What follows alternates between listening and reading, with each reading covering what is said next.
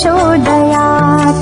ॐ भूर्भुवः स्वः तत्सवितुर्वरेण्यं भर्गो देवस्य धीमहि धियो यो नः प्रचोदयात्।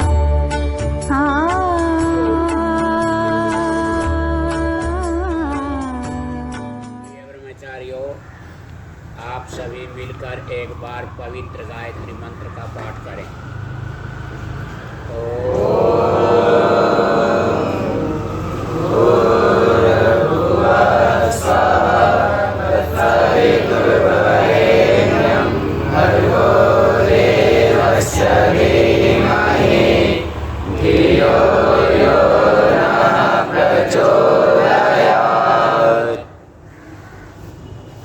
आज के प्रातःकालीन इस यज्ञ के अवसर पर बैठे हुए सभी भद्र पुरुषों, मातृशक्ति और प्रिय ब्रह्मचारियों, देखिए 1875 में महर्षि वर ने आर्य समाज की स्थापना की और स्थापना करने के पश्चात उन्होंने पूरे देश में घूम घूम करके वैदिक धर्म का प्रचार का एक जो कार्यभार था वो अपने कंधों पर लेते हुए पूरे आर्य जगत को सौंप दिया और कहा कि आर्य समाज का जो मुख्य उद्देश्य है वो यही है कि सत्य का ग्रहण करना, असत्य का छोड़ना। और इन्हीं पवित्र विचारों को लेकर के महर्षि वर ने उस समय के आर्य पुरुषों की प्रार्थना पर अनेक ग्रंथों का प्रणयन किया, जिनमें प्रमुख ग्रंथ सत्यार्थ प्रकाश, संस्कार विधि और ऋग्वेद आदि भाष्य भूमिका मुख्य करके माने जाते हैं। वैसे तो वेद भाष्य बहुत बड़ा महत्व रखता है, इसके साथ साथ में ऋषि दयानंद की हर पुस्तक बहुत अपना स्थान रखती है, महत्व रखती है। परंतु आज हम सब मिलकर के सत्यार्थ प्रकाश की थोड़ी चर्चा करेंगे, क्योंकि सत्यार्थ प्रकाश के विषय में मैंने सुना है प्रिय जितेंद्र पुरुषार्थी जी से और भी अन्य अनेक विद्वानों से, और मैं भी 2 बार जा करके मॉरिशस में जा करके मैंने देखा और सुना है। एक बार तो सन 1973 में मैं मॉरिशस गया, वो उस समय अगस्त का महीना। दूसरी बार अब से 2 वर्ष पूर्व मैं मॉरिशस गया, तो उस समय मुझे यही पता चला, ये देखने को भी मिला कि मॉरिशस में लगभग 450 आर्य समाजें और सब की सब समाजें एक सूत्र में बंधी हुई। और ये जून का महीना मॉरिशस वासियों ने सत्यार्थ प्रकाश के लिए रख रखा।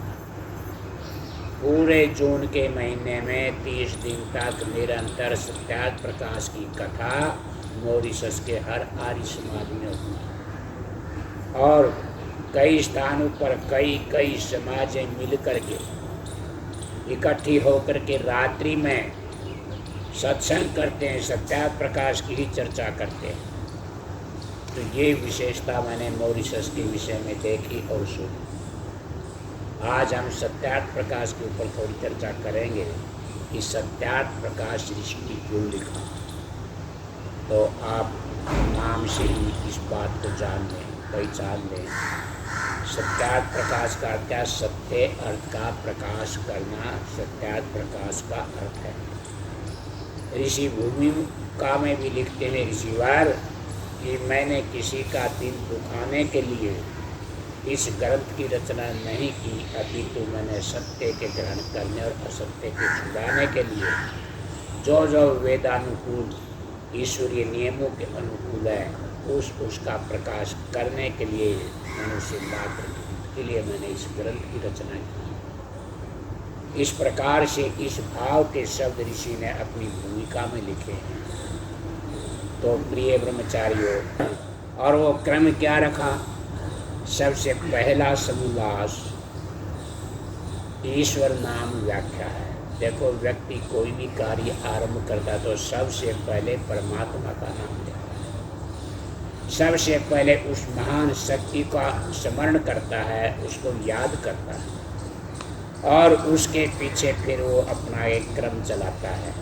सत्यार्थ प्रकाश में भी इसी प्रकार का क्रम है। सबसे पहले ऋषिवर ने ईश्वर नाम की व्याख्या की। ईश्वर के अनेकों नाम हैं, गुणवाची सैकड़ों नाम नहीं, हजारों लाखों नाम परमेश्वर के बनते हैं।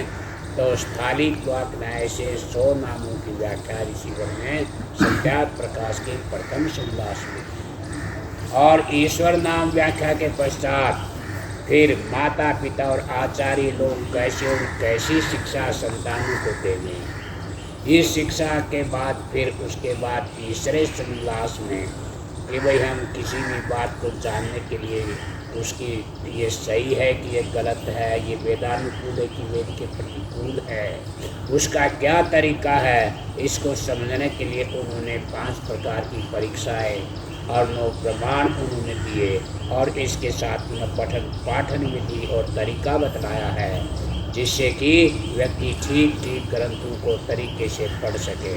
जैसे कि हम गुरुकुल वाले आर्ष परंपरा के व्यक्ति हैं, जो आर्ष परंपरा से पढ़ते हैं।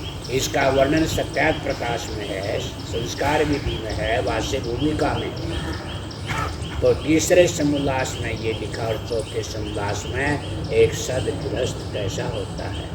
सदगृहस्थ बनने के लिए जो गृहस्थ का आधार है वो विवाह संस्कार है। वो विवाह संस्कार किस विधि से करे, कितने प्रकार के विवाह होते हैं।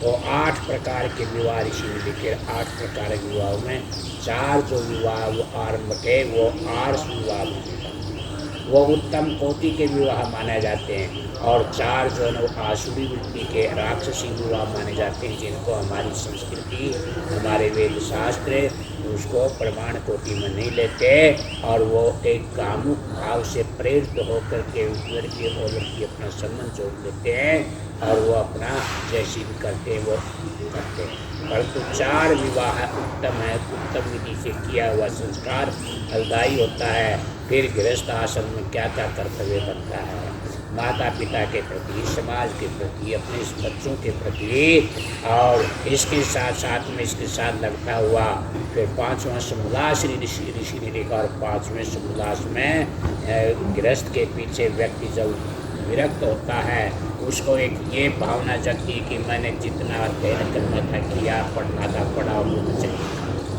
उसके बाद मैंने जो कमाना था धन दौलत मैंने कमाना था वो कमाया, और बच्चे जो पैदा करके बच्चे पैदा किए गृहस्थ बन करके अब मैं परमात्मा की ओर बढ़ना चाहता हूँ। तो फिर वो आश्रम क्रम से फिर वो वानप्रस्थी बनता है। वानप्रस्थ के पीछे वो सन्यासी बनता है। तो वानप्रस्थ और सन्यास का विधि सत्यार्थ प्रकाश के 5वें समोल्लास में लिखा है। तो ये 5 समोल्लास तो व्यक्ति के अपने जीवन के लिए है। फिर उसके बाद आगे हमारा सामाजिक राजनीतिक जीवन कैसा होना चाहिए। तो प्रिय ब्रह्मचारियों, 6ठे समोल्लास में ऋषि ने कि राजा का कर्तव्य क्या है, राजा की सभाएं कौन कौन सी हों, और राजा किस प्रकार से अपने प्रजा के अंदर उन नियमों को लागू करे जो राष्ट्रहित के जो नियम हैं। ये सारा वर्णन सब लिखा है, और इसके साथ यहाँ तक लिखा है कि राजा की अपनी दिनचर्या कैसी। तो ये सब लिखने के पीछे फिर 7वां समोल्लास फिर आया कि वेद क्या है, ईश्वर क्या है। वेद और ईश्वर को समझने के लिए 7वां समोल्लास। फिर उसके बाद ये समझने के बाद फिर 8वां समोल्लास लिखा है। और 8वें समोल्लास में क्या विषय है, सृष्टि की उत्पत्ति, सृष्टि की स्थिति और प्रलय। ये 8वें समोल्लास का विषय है। और 9वें समोल्लास में क्या लिखा है, विद्या अविद्या बंध और मोक्ष। ये 9वें समोल्लास का विषय है कि विद्या क्या है, अविद्या क्या है, बंधन क्या है और मुक्ति क्या है। इन 4 चीज़ों को व्यक्ति समझ जाए तो भवसागर पार हो जाता है। और फिर 10वें समास में आचार अनाचार, भक्षा भक्षे। आचार क्या चीज़ है, अनाचार क्या चीज़ है, भक्षे पदार्थ कौन से और अभक्षे कौन से।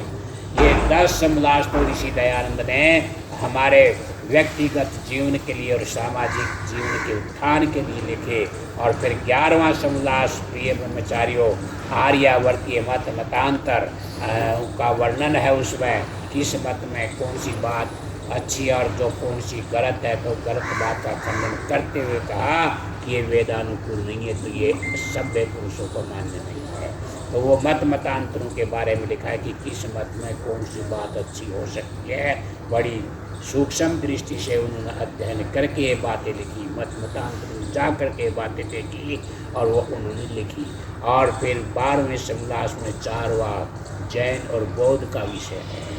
और 13वें समलास क्रिश्चियन विषय है, ईसाइयों के विषय में लिखा है। उनकी बाइबिल में क्या क्या लिखा हुआ है, कौन सी बातें ईश्वरानुकूल है, कौन सी ईश्वर के नियम मान्यता की है, वेदों के प्रतिकूल हैं। और फिर 14वें समलास में ऋषि ने लिखा है, क्या लिखा है कि ईसाई मुस्लिम मत के विषय में लिखा। यवनों का विषय क्या है, कुरान क्या कहता है, तो वो सब बातें उन्होंने पक्षपात रहित होकर के जन जन के हित की भावना को लेकर के, जिससे कि मुसलमानों का भी हित हो, ईसाइयों का भी हित हो, चारवाक जैन बौद्ध का भी तो, और आर्यावर्ती अन्य मत मतांतरवादी लोगों का भी रास्ता प्रशस्त और वो भी ठीक रास्ते पर चलने वाले बने। तो इन भावों को लेकर सत्यार्थ प्रकाश का उत्तरार्ध लिखा। और उत्तरार्ध के पीछे भद्र पुरुषों उन्होंने स्वयं मंतव्य प्रकाश लिखा। और स्वयं मंतव्य प्रकाश नाम से ही आप समझते होंगे कि मैं किसको तो मानता हूँ, किन चीज़ों को, और किन को मैं नहीं मानता। और मानने योग्य कौन सी चीज़ें, तो उसकी परीक्षा की विधि तीसरे समुदाय में लिखी।